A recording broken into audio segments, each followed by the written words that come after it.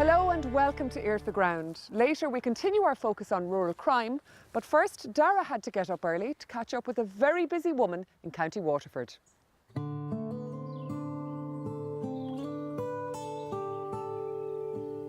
It's the crack of dawn on Moorhill Farm just outside Lismore in County Waterford.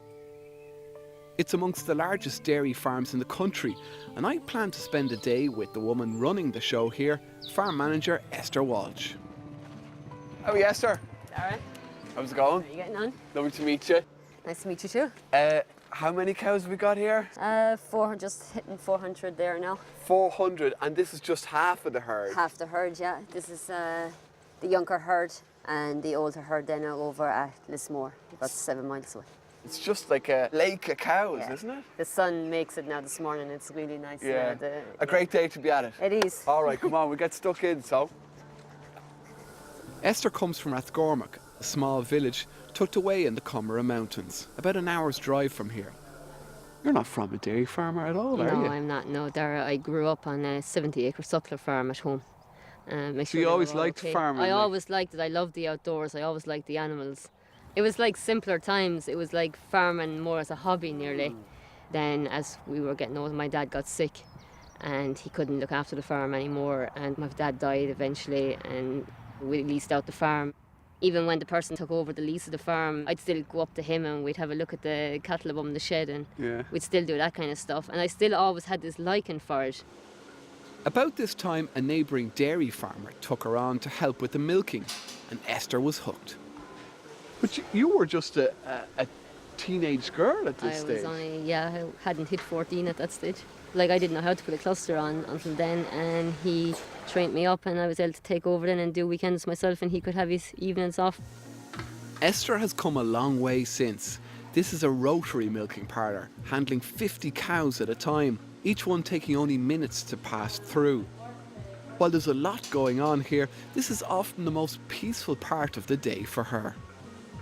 It'll take probably this time of the year 6 to 7 minutes to do the revolution, and then she'll be finished, she'll get off and back to the paddock. And I'm just looking at Ivor, I think. It's Ivor, yeah. And he just stays there for... How many hours does he have to stand there? It'll take him about an hour and a half to get through the 400 cows now. Just an hour and a half? I mean, a lot of farmers will spend an hour and a half milking 100 cows. Yeah. It's very quiet in here. You might have the radio on. I always find when I'm in here milking, it's a good time to think. You can kind of think what's going on for the rest of the day. So not only the cows find it relaxing, you do as well, yeah? Moorhill Farm takes on a couple of students from Kildalton Agriculture College every year. Ivor McCormack from Longford is one of this year's trainees. He believes that this scale of dairying is the future. I know personally at home we have 50 cows. Like, if you're to look down the road, let's say 10, 15, 20 years, is there a future there? You can't really see one, can you? So, you know, you have to sort of think about scaling. You have to think about, like, developing your own skills towards scaling that. Like, so yeah, definitely being here is definitely been a great eye-opener in that for me. Does it become a bit of a faceless kind of thing that the cows are just numbers?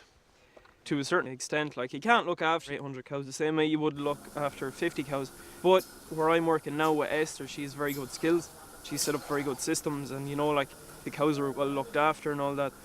But I suppose, yeah, you could argue, you know, it has become slightly faceless. Yeah. But I suppose it depends on how the management wants to, the direction, how they want their staff to interact with the stock and that. When Esther finished secondary school, she followed her dream and went to Ag College before heading out to New Zealand. Where else? So I wanted to go and see it for myself, and I suppose I was very lucky with the first farm I landed on. It was a 700 cow kind of family run farm and really got on well there. Yeah. And all of a sudden I could see that farming was a popular career to be in when I was in New Zealand, and wasn't so frowned upon. Yeah, that was a bit of an eye-opener for you. It was, yeah, I really enjoyed it. It was a massive experience. You see, there's way more than one way to do it. It wasn't just the way Dad had always done it, you know. So we're a little bit further away from the milking parlour here, but how far, what's the distance between where we are now? We're probably about 3.5, 4 k's now back to the parlour from here. We're using it as our heifer rearing block down here. So yeah, I mean, we've got hundreds of calves here, have we? Well, they're split into, there's about 70 heifer calves inside there now. But there's another bunch There's then. another bunch over there farther. I split them according to when I wean them, I weigh them and I split into the groups according to weight. With dairy quotas now a thing of the past, Moorhill Farm is primed for further expansion. It depends on how good the grass will grow for us and how many tons of grass we can get. We're going to try and do it as much as possible off of grass, so we'll be aiming for 500 plus kilos of milk. Is it still a good time to expand, or is there a bubble there almost? I think you just have to expand with caution. Before I'd go and expand, I'd make sure I was getting the basics right on farm at the moment. It's a totally different system. Once you go away from the one-man operation, you get bigger cow numbers, the workload increases, the detail, you have to pay more attention to the detail. All of a sudden you've got maybe 1, 2, 3 staff members on board. Managing people, as they say, the phrase goes, there's nothing as queer as folk. We've got, like, I can have 5 or 6, 7 people up in the yard, and every one of them have a different personality, a different attitude. You just have to know how to deal with them. You do need time, you do need patience, communication with them. I want them to come to me if there's an issue, not to let it get to the stage where it's boiling point and then there's a massive breakdown and we can't solve it. So there's a couple over in the church field. Managing an operation on a scale like this is a year-round challenge, but Esther still manages to find the time for a life outside dairy. I still try to get away a couple of times a year during the summer, the back end of the year. Just day to day, I love just to do a bit of running, some cycling. Is it the same for you as most farmers that I talk to? I mean, ultimately they dream of owning more stock. That takes root in you too, I suppose, does it? Yeah, definitely. I'd love to be looking at some of my own cows there in the field. Yeah. Hopefully sometime I will be. Yeah. Well, thanks so much for having me today. You've got another 800 cows to milk this evening.